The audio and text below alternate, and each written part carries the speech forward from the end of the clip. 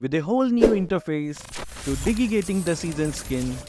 Also, the Sparkle portrait is out too. So let's dive straight into the video. Hi guys, Kazuki here, and in this video we are going to talk about patch note 1.8.62 and everything that it brought with it. Let's move on to hero adjustments. Chip's ultimate has been finally adjusted for better strategic play. Now when you activate Chip's ultimate, the main portal's location will be clearly marked on the minimap. After teleporting to the main portal, the minimap will also highlight the location of the corresponding connecting portal, enhancing your map awareness and strategic planning. Engaging in combat while standing on the main portal now comes with a bonus. Casting skills or launching basic attacks will reset the wait time for teleportation, giving Chip a significant edge during fights by allowing for more dynamic movement and positioning. The revamped Shadowbringer Hellcut has received some adjustments to balance his gameplay. Let's take a closer look at the changes to his passive. Hellcut's extra movement speed boost, while in stealth, has been decreased from 20% to 15%. This tweak aims to balance his stealth maneuverability. When Hellcut is spotted by enemies, the movement speed and attack speed boost he receives has been reduced from 60% to 50%. This change moderates his burst potential upon exiting stealth, ensuring engagements are more balanced. In an effort to balance Edith's gameplay, developers have rolled back some previous adjustments and tweaked her passive. Edith's damage output to minions has been modified. Previously set to deal 200% damage to minions, it has now been adjusted to 150%. While this change reduces her minion damage, it's considered a strategic buff during laning, aiming to fine-tune her farming efficiency and overall balance in the early game. Masha has undergone a nerf that addresses her previously overwhelming abilities. The specific passive effect that granted Masha extra resilience and control immunity as her HP decreased has been removed. This change aims to provide a fairer fighting chance against Masha, ensuring that engagements with her are more balanced and less frustrating for opponents. Nana has received an adjustment aimed at balancing her escape capabilities. The movement speed bonus granted by Nana's passive upon activation has been significantly reduced from 70% to 30%. Hayabusa receives a buff aimed at enhancing his performance, particularly when his ultimate is not in play. Hayabusa's skill 1 base damage has been increased from 180 to 250 to 190 to 260. This buff provides Hayabusa with a stronger early and mid-game presence, allowing him to deal more damage and be more effective in skirmishes and lane control without relying on his ultimate. A significant adjustment has been made to Aurora's abilities, specifically targeting her skill 2. The previous capabilities of Aurora's skill 2 to apply freezing effects to surrounding enemies has been removed. This adjustment means that Aurora will no longer be able to freeze multiple targets with this skill, focusing its impact on primary target only.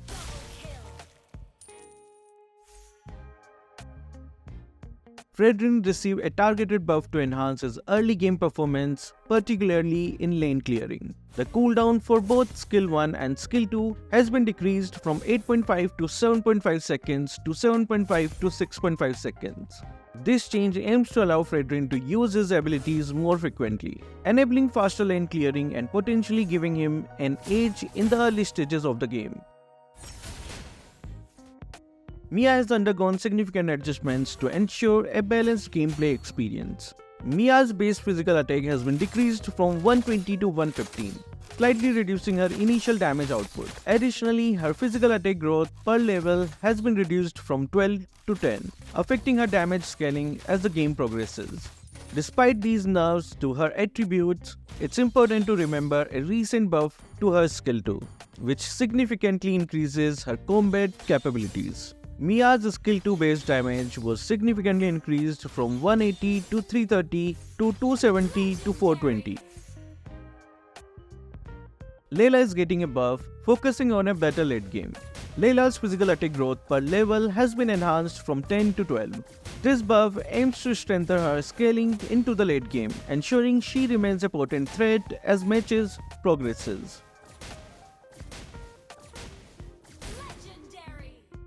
Irithel has been dealing a lot of damage lately, so they are nerfing her attributes.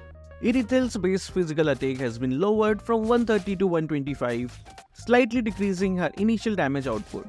Furthermore, her physical attack growth per level has been adjusted from 10 to 8.5. This nerf targets her ability to scale, aiming to balance her power in the later stages of the game. Clint is getting nerfed. Clint's starting physical attack has been decreased from 127 to 120, slightly lowering his initial damage output. Interestingly, Clint's physical attack growth per level has been increased from 13.5 to 14, offering him a slight edge as the game progresses, potentially compensating for initial reduction. Granger has undergone a nerf to ensure a balanced gameplay experience. His base physical attack is being reduced from 120 to 112. This change aims to balance his early game strength, ensuring engagements remains fair from the start. Bruno has received a noteworthy buff to his attributes. Bruno's base physical attack has been raised from 140 to 145. This buff provides Bruno with a stronger starting point in matches, enhancing his early game damage output and making him a more formidable marksman from the get-go. The latest game update brings a significant buff to Argus, focusing on his scalability into the later stages of the match. Argus's physical attack growth per level has seen a substantial increase, jumping from 3.5 to 6. This buff means that as Argus levels up, his physical attack will increase at a much faster rate. Moving on to system adjustments. In this update, attack speed growth has been improved by removing previous limitations. Now every 1% increase in attack speed directly enhances your speed, leading to a smoother progression and fixing issues where heroes would unexpectedly reach maximum speed. Since the game now favors high attack speed for moving and attacking, the developer have reversed the previous base speed reduction for heroes and instead nerfed some attack speed equipment. Attack speed has been reduced for Corrosion Scythe from 35% to 30%.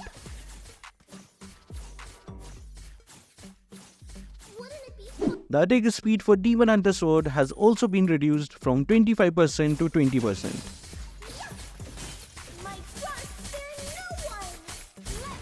For Golden Staff, its unique passive Endless Strike's basic attack speed bonus reduced from 100% to 80%. Attack speed for Sea Halberd has been reduced from 25% to 20%. The attack speed for Windtalker has been reduced by 5%.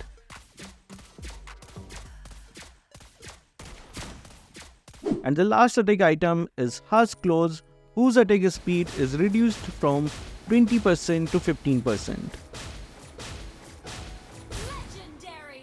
But good news for tank mains there. Twilight Armor has been buffed to better counter burst damage. Its unique passive Twilight has been reworked to reduce any damage over 800 by 50% with no cooldown. The price of Oracle has been reduced by 200 gold. But the price for Radiant Armor has been increased from 1880 to 2020.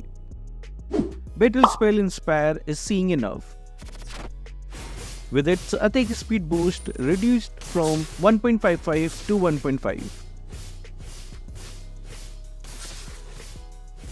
Moving on to battlefield adjustments. New control settings have been added. Close Pursuit. Activate this to ensure your pursuit stops just outside enemy's reach, keeping you safe while on the chase. Pause movement at joystick center. When enabled, the hero stops moving when the joystick stays in the center. Precision and control right at your fingertips. Keeps me steadfast on this path. Filter active creeps.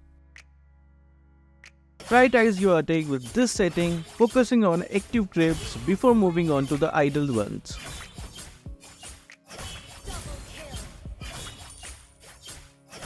Attack activation distance provides options such as distant, close, and fixed position based on range.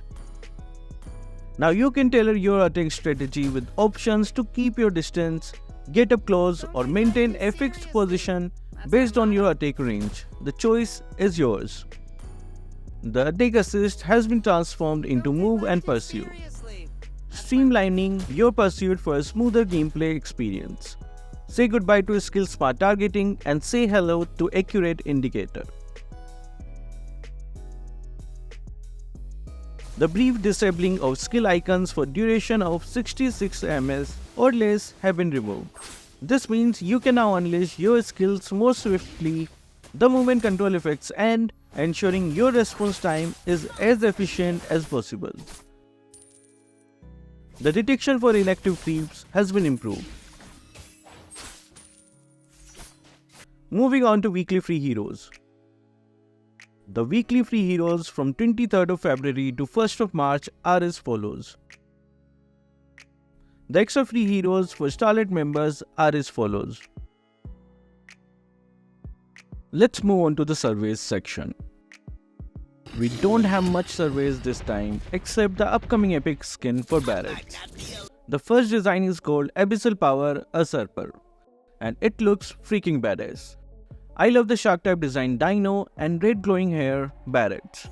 The design for both of them complement well with each other and are personally my favorites. The second design is called Armored Tyrannosaurus Warrior. Yes, no second thought about Dino looking like a Tyrannosaurus Rex. But the red armor added to him makes him look whole, while Barrett's look like a Dark Knight in the design. Pretty cool concept if you ask me. And the last design is called Deep Sea Demon.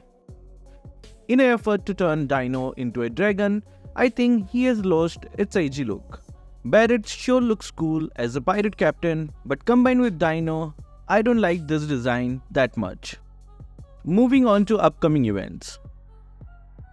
Well, there are not just one, not two, not even three, but 30 events that are coming to drain your already broken wallet.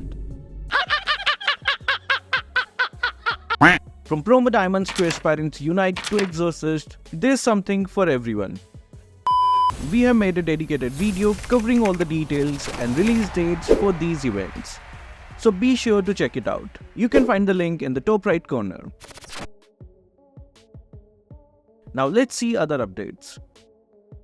First, we have the upcoming entrance for Season 32 featuring our Chips lover, Mr. Chip.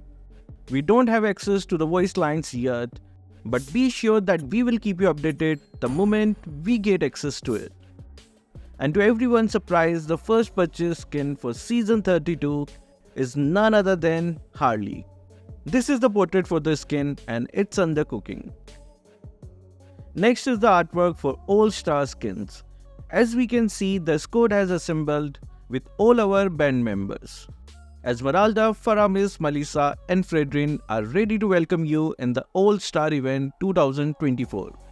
We also have the completed artwork for Esmeralda's All-Star skin, which is going to be completely free.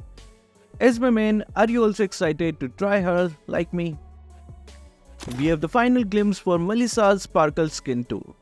For reason we cannot play the theme music, but mark my words when I say it is too good. Not only that, here is the first look for Vexana's Shining Star skin. The skin is in making and soon coming in our way. Joining the fray is Ixia's Starlight skin and this is her final artwork. Be ready to witness the rise of Ixia with a new Starlight skin coming in on 1st of March. The new hero Zuzin is also coming soon in the advanced server for testing. Meanwhile, you can check this video out to know more about her. The artwork for Angela has been slightly changed, inspired by the Chinese version. Do you like this new artwork for Angela? Share your thoughts down below. Following in the footsteps is also this reworked artwork for Zilong, again inspired from the Chinese version. Are we seeing Angela and Zilong revamp soon? Next are the upcoming emotes and borders. This will be the Season 32 first purchase border. followed by the Season 32 main avatar border. We also have a new special free border for the Ramadan event coming in soon during the Ramadan period. And the All-Star border will look something like this time. Here are the upcoming emotes and custom action for All-Star heroes: Esmeralda, Faramis, Fredrin, and Melissa. We also have the custom action for Joy 2 coming soon in the next update. This will be the emote for Vixana's Shining Star. I really love the design for the emote, can't wait to see it animated. Moscow's All-Star emote will look like this. Seems like Moscow is showing his anger in the emote. And finally, we have the emotes for Exorcist, Hayabusa, and Granger. Seems Moontoon is planning to drop the Exorcist event soon too. So are you excited about all the upcoming changes? I am personally very excited for all the All-Star skins. What about you guys? Share your thoughts in the comment section. That will be all for this video. Thank you guys for watching. Keep supporting Kazuki Official.